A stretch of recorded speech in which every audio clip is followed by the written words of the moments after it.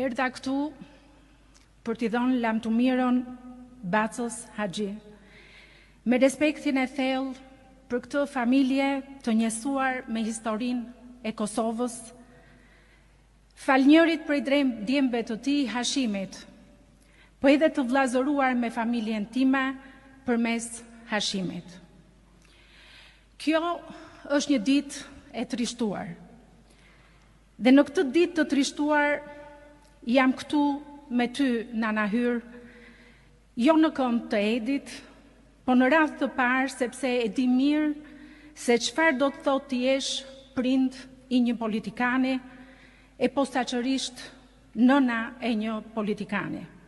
E kam përjetuar pranë nënës së Edit. Dhe në këtë ditë të trishtuar jam këtu me të gjithë familjen tuaj, të cilës sot i mungojnë 2 burra. E di dhe më mirë se çfarë do të thotë të jesh bashortja e një politikani. Aq më tepër e një udhëheqësi. Aty ku fryn dhe nuk pushojnë erërat e forta. E përjetoj çdo ditë.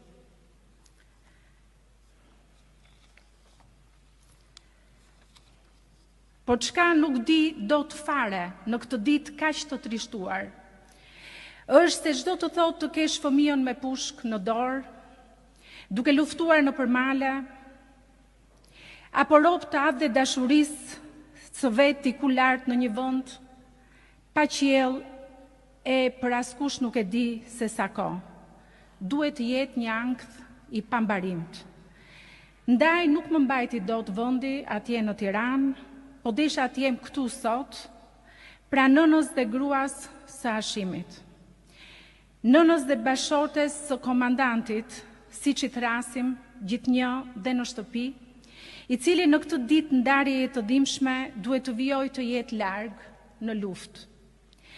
Nuk besoj se një mungesë mund të jetë dot kaq herë më e madhe se sa prania në një ditë si kjo. E prandaj ajo rezaton shumë për te i këtyre mureve, si një këmban kujtese për dhimbjen e 10 mira prindërve dhe grave të kësaj toke, por edhe sakrificën e krejt popullit Kosovës për ta paguar çmimin e lartë të lirisë. Të qoftë i lehtë dheu Baca Haxhi.